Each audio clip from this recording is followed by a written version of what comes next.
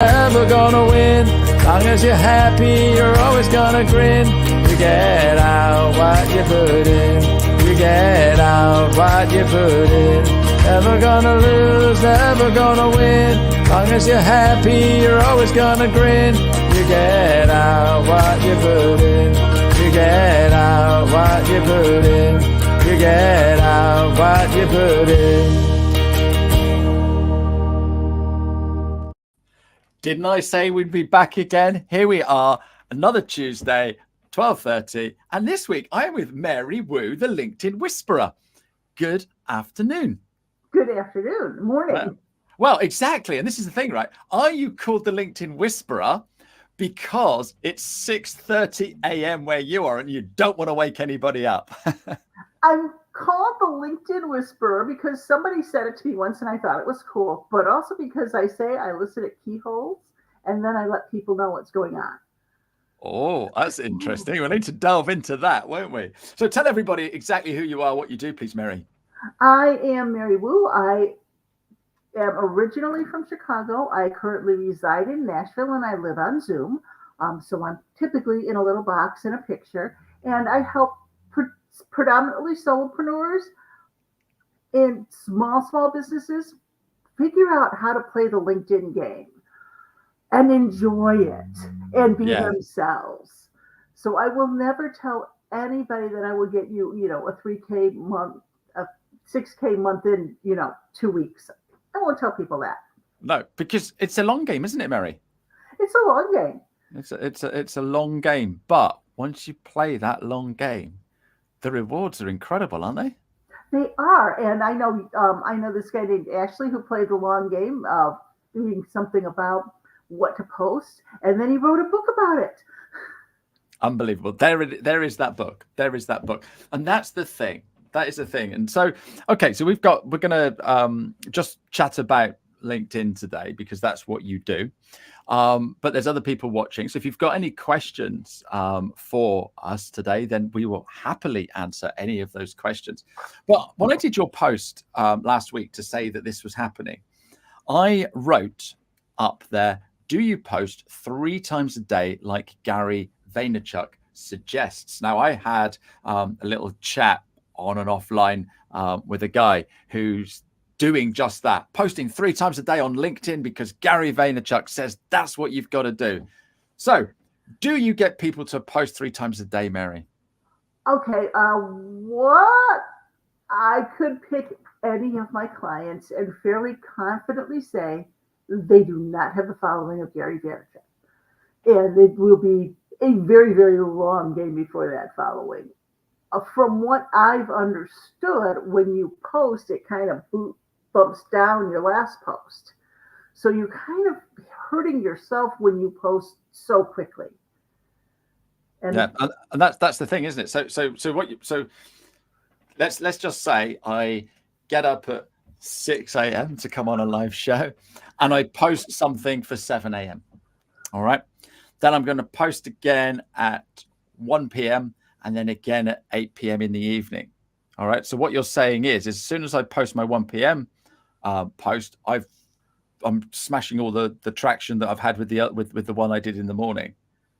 That's what I have heard. Yeah, absolutely. And it makes a lot of sense, doesn't it? Because LinkedIn isn't going to be pushing all of that content. It's only got enough bandwidth. There's 1 billion people on LinkedIn, so we've got to be careful what we're posting if everyone's trying to post. And so therefore, if I then get to 8 o'clock, I'm gonna then end up with pushing that one out the way as well. So typically then, your clients, how often do they post, Mary? Some of them I'm still working on once a week. I generally try to encourage people 3 times a week, and most of them are about 2 times a week. Yeah.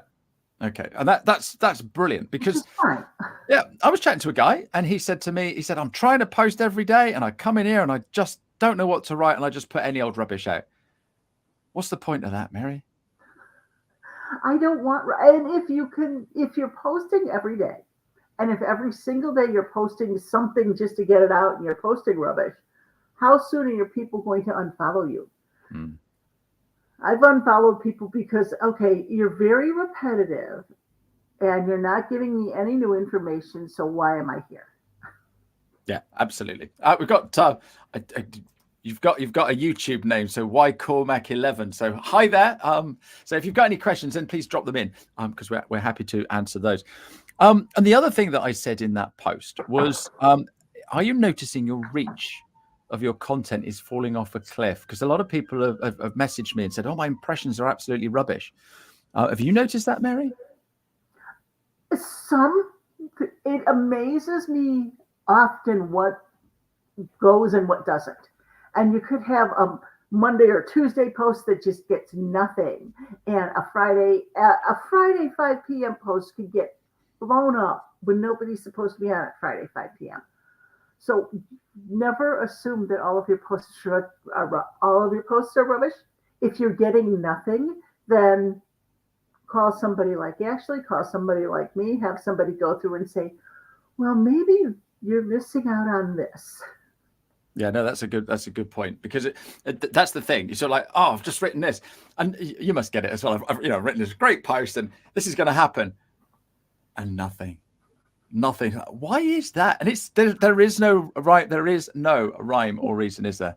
Sometimes there is, because one of the things I've noticed is that people that post and post and post and get absolutely no comments, if you pop over and look at their activity, they aren't leaving any comments. They aren't talking to anybody else on the platform. Okay, and if you're not talking to other people, LinkedIn doesn't know you want a conversation.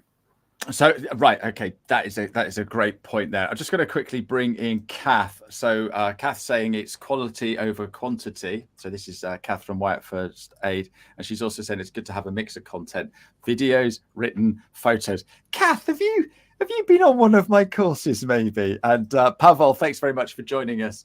And yeah, that's the thing. So it is about the commenting, because the way I teach LinkedIn is I say to people, it's like a networking event. Okay, LinkedIn is like this huge, big networking event, and it's 24/7. But imagine if you went to a networking event and you didn't talk to anybody in that room. No one's going to know who you are. You're not going to know anybody else. It's a little bit rude, isn't it? And nobody's going to call you if you haven't talked it up. Yeah, and so we need to show up. We need to have a conversation and do that sort of stuff. Pavel's got a question: how to keep us with the novelty required? We need to do some micro research that is not easy, an easy challenge on a weekly basis. So basically, it's trying to come up with new content. I think what Pavel's saying here. So any tips for that? Because if you're in an industry that's difficult to talk about, we're talking about LinkedIn, we can find loads of stuff to talk about all the time. It's easy peasy. But say maybe you're a CPA, or you're a computer programmer or something like that. They're dry topics. What sort of things could we talk about, do you think, Mary? Oh, I don't know how it is in your area. In the United States, certain industries basically can't talk about their industry at all. Finance people that are, helping people with investments. So then it's find out what will fly with your audience that shows who you are, but doesn't necessarily talk about your industry. I know a financial person who posts about food practically every day. And this is how she's built her LinkedIn. She's got quite the following because it's National Popcorn Day. And it gets attention and gets people to connect with her. Yeah. And for other people, following your customers, your potential customers, who are the people that you want to be in your inbox? And what questions are they asking other people? Because we're all asking questions. Yeah, absolutely. Have you heard of Marcus Sheridan? No, maybe. Oh, you need to go and check him out. He's written a book called They Ask, You Answer. And so basically his whole philosophy is answer those questions and write about those questions. So basically, if you're doing it online, if you've got a website, if you're doing LinkedIn, stuff like that, answer all the questions that you've got your clients are asking you. And then that starts showing you as a a person of influence, somebody that knows what they're talking about, somebody who's respected, knowledgeable, trustworthy, those sorts of things. So again, those sorts of things you can write about. And we know somebody who built a business around being relentlessly helpful. Yeah, absolutely. John Asperian is absolutely relentlessly helpful. And so, yeah, who else would you go to when you want some LinkedIn help? You've got, is that a book on the back behind you? Not to spoil the ending, with the book, the black that's book. actually well, There it's it is. a sign that I got at the National Civil Rights Museum in Memphis. You go through the gift shop at the end of the tour, and every place has a gift shop, and most of the time I walk through them, and I saw that, and I bought it like without even thinking about it. Not to spoil the ending, but everything will be all right. Absolutely. I think that's a great philosophy. I thought that was a book, but that's the book you're going to write next, surely. Well, the book right above it is The Complete Tales of Winnie the Pooh by A.A. Milne, another British guy. So there is a Winnie the Pooh day. I can't remember what day it was, but I've written about it as a subject that you could write about on LinkedIn, and we've all got different characters that we all know an Eeyore, we all know a Tigger. It's quite funny. So it's an absolutely amazing book. Right, you don't know a Tigger. You are not the first person to say that. You're not the first person to say that. So, how long have you been doing LinkedIn then, Mary? Pardon? How long have you been doing LinkedIn, teaching LinkedIn, helping people with LinkedIn? I've been on LinkedIn since 2008, I think, right around there somewhere. I've been helping people with all the socials since about 2012, and then 2016 to 2018, I found myself being told, everybody says, ask Mary LinkedIn questions. If you have questions about other things, go to other people. But if you have questions about LinkedIn, go to Mary. And finally, I was like, okay, this is what people know I know. And I just decided to embrace it and leave all the other platforms behind. And now my Facebook looks like a place I want to be, because it's my friends and my family and my people from where I used to live and my new neighborhood, and not all of those people selling widgets. Yeah, and that's the thing, isn't it? You get to curate your own area. And someone else that knows what they're talking about when it comes to LinkedIn is Kevin D. Turner. Good morning to you, sir. He's in Texas, so is that an hour behind you? That's the same time zone as I am. That's the same time zone. So absolutely crazy time in the morning. But thanks very much for joining us. So LinkedIn. What do you're training clients? What struggles do you see them having on LinkedIn? What's the biggest questions that they're asking you, Mary? It's predominantly, what do I post? How do I post? How to be consistent. Consistency is something I think a lot of people struggle with. Consistency is why I'm not doing a podcast. Because you know you won't be able to keep it going. Yeah, right. It's a lot of work. It's a crazy amount of work. And if you're listening to us on the podcast today, I've been doing this for a while, but I find it quite easy because I record the podcast as a live show, which is why you're here today at 6:30 a.m. Now, if you're recording podcasts, you've got to plan it and get it all sorted, etc. Well, I have to be here every Tuesday at 12:30, so I can keep a podcast going. Apparently, 7 episodes is the average length of a podcast series. So I'm trying to create content on LinkedIn. How do I stay consistent? What are your top tips for that? Okay, one of the things I do, I've seen other people do, is if you have a few things you can, like your Monday nudge, my what to post on Monday, my sharing Saturday, your what happened Friday. If you have a few topics that go with a day, those are always easy to fall back on. Another thing is just to listen to what people keep asking you. Keep mind on your comments. Keep a mind on your clients, because I get the same questions all the time. So answering them is an easy thing to do. I'm not doing a podcast, but I have started a YouTube channel where I'm just every time I keep getting the same questions and I don't want to answer them all the time, I just make a quick video, slide it onto YouTube, and send it to somebody. I've answered this question 10 times this week. I don't need to anymore. Yeah, and that's the thing, isn't it? That's the thing. So I got a great question here from Wyatt First Aid again. So, Kath, is there a strategy for commenting? The more the merrier? Depends on whether it's adding to the conversation or not. That's seen the comments. You've seen them. We know the pods are out there, and we know they say "yay, you keep rocking," blah blah blah. Just 2 or 3 words. That's not adding any juice to the conversation. Yeah. So what you're saying is don't just comment for commenting's sake. Comment by adding value. Yeah. So Kath, if you want to come up with an idea of a post, we can come up with some ideas to help you with some comments. But you do get people just putting on a banal. Do you know the word banal? It's just a banal. No. So I as soon as I said it, I thought, oh, how do I translate that? Just a pointless comment. Like you say, just keep on rocking, or well done. Or I agree. Those sorts of things don't add any value. You might as well just do a like and be done with it.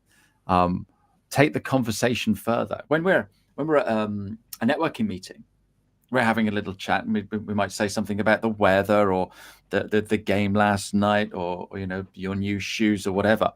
And we have a conversation about them, and then so like, oh, so how often do you buy many shoes?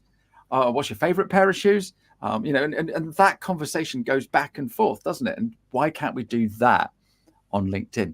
And that's what really works. And you said about pods. Explain to those people that don't know what a pod is. What a pod is. I've never been in one, but they're typically groups that are organized by somebody. They seem to make you pay to be in them. And then all of these people will comment on all of your posts. But since they're not in it to build relationships, they're just in it to build connections. They're not thinking about they're not adding value. They're not thinking about adding value. They're just thinking about, I have to go to 20 posts today and comment on them so I can stay in the pod. What words can I throw out? And so basically, if you join a pod, you're guaranteed a load of comments on your post every time you post, but they're going to be pointless, meaningless, thoughtless comments that are from exactly the same people. And that means that nobody else is going to see your content because it's just staying in the same group. Oh, and it's the same group of people that want to be in pods. Yeah. Okay. Now, are pods legal or illegal on LinkedIn? I believe they are not allowed, and I believe they fly under the radar a lot. Yeah. Yeah. It's shocking. I haven't read the LinkedIn terms and user agreement in a couple of days. Yeah, that's it. You've got to read it every single day because they bring something else. Kevin's made a great point here. No drive-by comments. I'm guessing what he means is, yeah, cheers. And that's it. We want to add to that conversation, don't we? We want to, let people know that the whole idea, for me, for LinkedIn, is getting people to know you, to like you, and to trust you. Because I don't know about you, Mary, but when was the last time you purchased something from somebody you didn't like, know, or trust? The last coaching program that I got into, which really changed my business, I had been following that person for years, and we connected. We chatted up back and forth about stuff, but she was surprised when I came out of the weeds, and I'm like, honey, I've been watching you. Yeah, and that's the thing.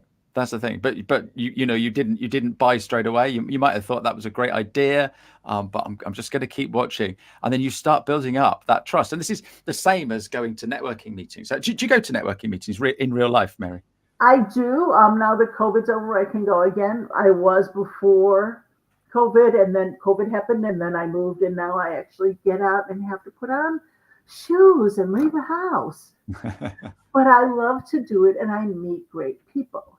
Yeah, And absolutely. sometimes there will be people that you'll just be like, this is not necessarily somebody that's going to be my buddy. And other people, just you connect on various levels.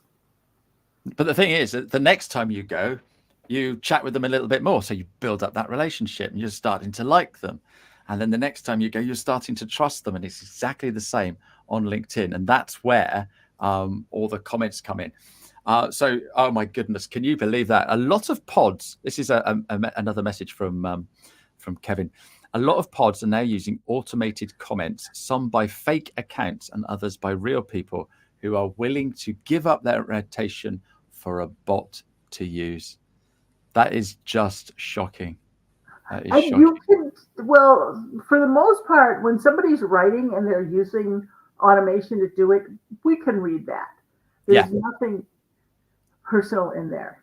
Yeah. Every single grammar error, every single tripping over of words that come up on my posts, those are all me. Yeah, absolutely. So yeah, people are very kind to point out you've spelt it wrong or you've got a typo in there. And with the AI that you've got on your text on your phone, it automatically assumes the word. And if you're quick at typing, you don't read it. Sometimes you've dropped a little bit of a clanger, haven't you? But then there's also how does AI know whether to talk with a British accent or an American accent? I don't think it does it?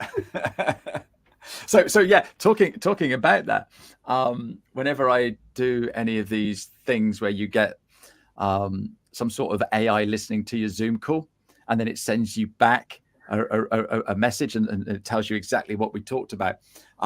Ashley said this, she was very about this, and she was very, and so because Ashley is a popular girl's name in the US, then all the AI thinks that I'm a girl. So yeah, there you go. Go figure. Don't you have children? Yeah. I'm definitely a grown up. I'm definitely a man. But yeah, so it does get confusing with AI. So we never know whether or not Ashley is a boy or a girl. So we're talking about posting, or we were a second ago, and being consistent. And you're saying that it's better to post every single Monday or just pick a day of a week and post on that day every single week. That's going to get you consistency, isn't it? And you could go back and look at your analytics later and see, is this Monday post building? Is it losing? If all of a sudden, if I have a day where it's off and there's no activity, that's life. If all of a sudden for about 4 or 5 weeks in a row there's no activity, then if you've got the wrong day, the wrong time, or the wrong topic, and it's time to make adjustments. But you don't have to sit there and stare at your analytics every single day. No, it's boring. Yeah, but people do, and they read. What about the algorithm? So Richard van der Blom has released his algorithm report. I know it's very early, so you probably haven't had a read of it yet. I don't know if Kevin wants to drop in some of his thoughts on that, but it's over 100 pages, loads and loads and loads of information all about the algorithm. Amazing stuff, amazing research. Richard knows an awful lot. He's actually at Uplift Live. You're not able to make it. I'm there virtually. You're there virtually. Awesome. So I'll go up to the camera and wave to you. But Uplift Live is going to be absolutely amazing. Where we meet all these incredible people. But yeah, Richard van der Blom will be there. So I'm definitely going to try and have 5 minutes chat with him. But he's just released his algorithm report. So what are your thoughts on all of that? I use it to help my clients understand good general rules. So I have not read it. I know earlier one said Tuesdays, Thursdays, and Saturdays are the most popular days. And I remember those days because Jimmy Buffett did an album called Tuesdays, Thursdays, and Saturdays. And it was a compilation of live songs from his concerts. So, Tuesdays, Thursdays, and Saturdays can stick in my mind. And I can tell people that's a place to think about starting.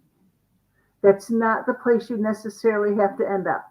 If you find you're not getting it, some people get great traction on Saturdays, some don't. So you've got to figure out when your audience is there and when they're reading you. and if you've got the right audience actually reading you. Yeah, and that's the other thing, isn't it? We tend to set up our own business after we've worked in an industry for a long time. All our connections are from the past, and so we need to build up new connections because what we're doing now is totally different to that. So any tips on that? When I'm working with a client on that, I kind of have a gradual shift. You don't suddenly do a 180 on people, but sort of start do introduction videos, say this is what I'm doing now. Do you know people that need to talk to me? I'd love to meet them. So talk to the people that you've currently got, even if they're not the people that will be your clients, because everybody knows somebody. And if you've already over the years built up know, like, and trust with your current connections, ask them to help you find new connections. Tell them who you want to meet. Yeah, because we don't know. We really don't know. And the thing is, as humans, we're naturally helpful, aren't we? Most of us are, and that's good. No, I think everybody is. I don't know if you've ever go to a new town or a new area and you're sort of like, oh, excuse me, can you wind down the window, and you pull up, someone's walking on the sidewalk, and you turn around and say, excuse me, could you show me the way to, do you know where such and such is? Nobody ever turns around and goes, no, I'm not telling you, get yourself a sat nav, do they? They'll always say, oh no, it's fine. It's just down the road there. And if you get to the 4 crossway and then you take a left and go around the block and stuff like that. I'm trying to think of American words. Do you have roundabouts in the States? Very few. We don't like them. We don't know how to use them. All right. Okay. They're all over the UK. They are all over the UK. I wanted, we're pretty much done because we do half an hour. We've got no other questions coming in. So I want to know, as a brand new user, what would be the very first thing that I should be doing when I open up LinkedIn? Looking for people to follow. Kevin Turner may or may not still be in the room. He's got a great YouTube video about creating getting your list up of people to follow. Looking for people to follow, engaging with them. And the other thing I tell people is, if you know somebody who's doing who has the business you want to have, who do you want to be when you grow up?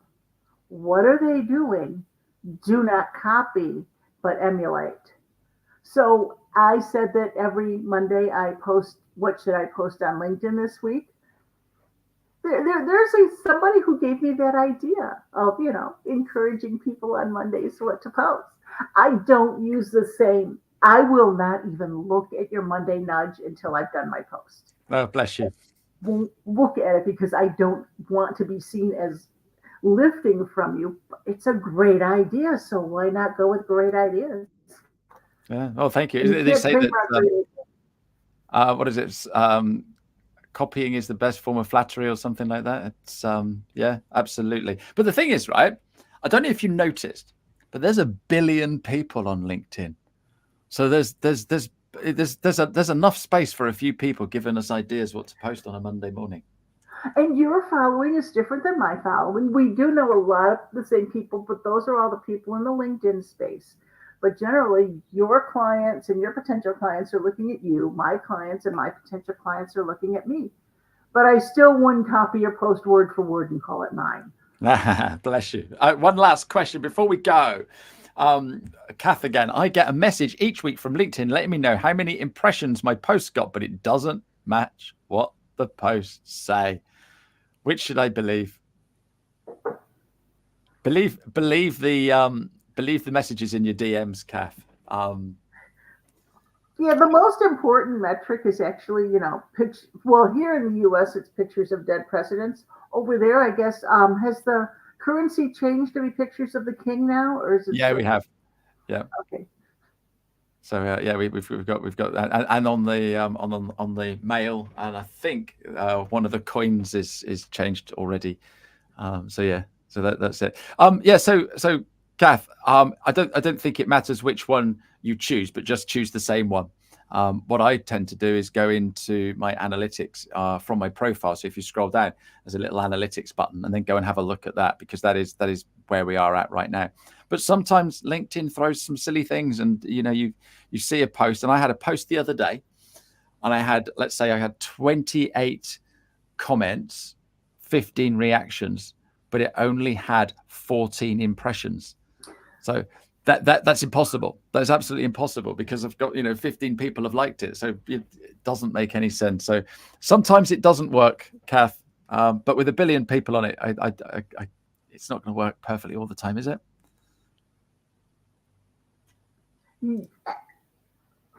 What are people? What when I really love a post, I'll go on and comment.